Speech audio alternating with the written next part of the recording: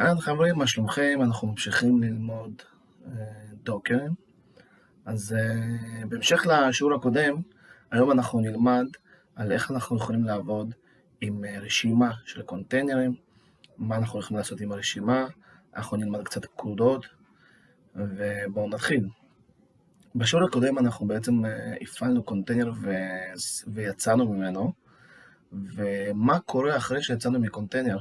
במקרה שלנו הקונטיינר נעצר אוטומטית כי הפעלנו את הפקודה שלו בצורה כזאת בעצם ברגע שאנחנו יוצאים מהקונטיינר אז הוא באופן אוטומטית נסגר, נעצר.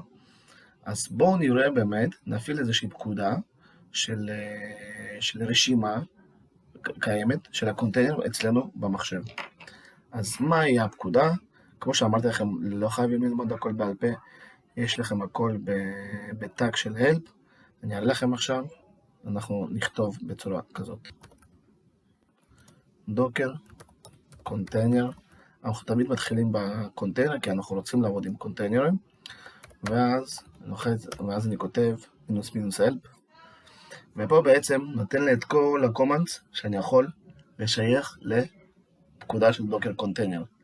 אז במקרה שלנו אנחנו רוצים לראות רשימה של קונטיינרים שיש לי במחשב. אז מה אני כותב? שימו לב, דוקר,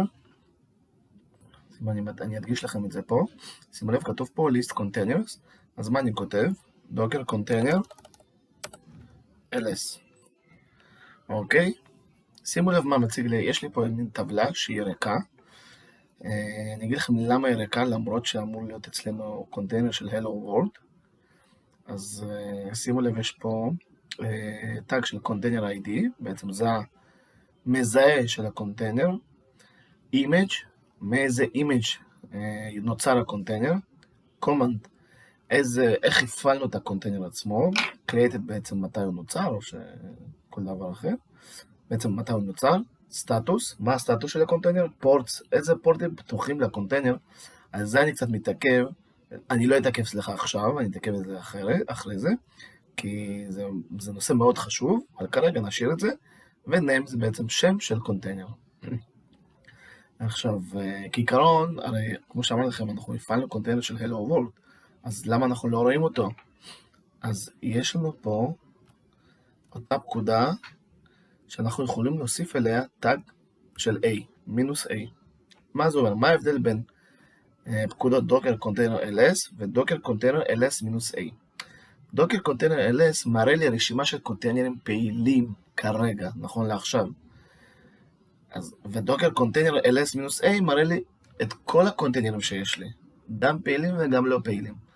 אז לכן, ברגע שאני לוחץ על קונטיינר ls, אני לא רואה אותו כי יצאנו מהקונטיינר של Hello World, והפעלנו אותו בצורה כזאת שברגע שאנחנו יוצאים ממנה אז הוא נעצר.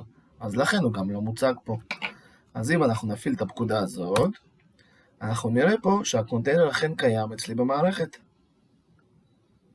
אוקיי? שוב, תראו מה ההבדל ביניהם. וטוב, יש לי פה רשימה של קונטיינרים, אז מה אני יכול לעשות איתם? אני יכול גם למחוק אותם. אז בואו ננסה איך אני יכול למחוק את הקונטיינר הזה. שימו לב, שוב, לא צריך ללכת רחוק, לא צריך לזכור בעל פה. יש לנו פה עזרה שרשומה פה, שימו לב, rm remove one or more containers. אז בואו נפעיל את הפקודה של rm, docker, container, rm, ואז אני צריך לשייך ל-rm או container ID או names, מה שנוח לכם, או container ID או names. אני לוקח את ה-container ID, מעתיק, מדביק, לוחץ על ה-enter. שימו לב, זו האינדיקציה שאומרת לי שהקונטיינר נמחק, או שהפקודה שכתבתי פה היא תקינה. אז בואו נפעיל שוב את השורה של container ls-a. אוקיי, שימו לב, אין לי פה קונטיינרים.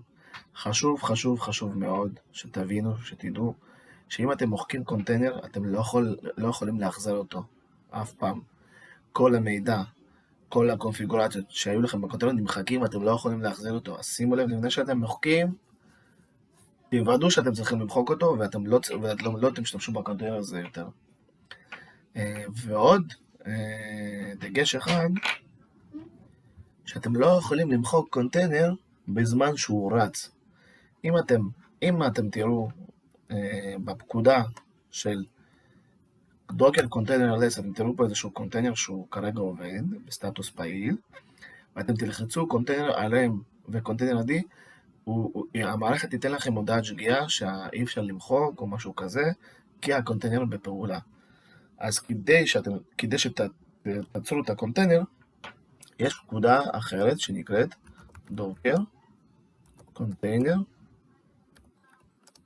סטופ. ואז את ה-ID של הקונטיינר, שימו לב, הנה אתם רואים, סטופ. אז אחרי שאתם תעצרו את הקונטיינר, אז אתם תוכלו למחוק אותו. זה שתי דברים שאתם צריכים לזכור. אז אוקיי, בינתיים אני עוצר בפקודות האלה, והפקודות העיקריות. אז ניפגש בסרטון הבא, שיהיה לכם כל טוב חברים.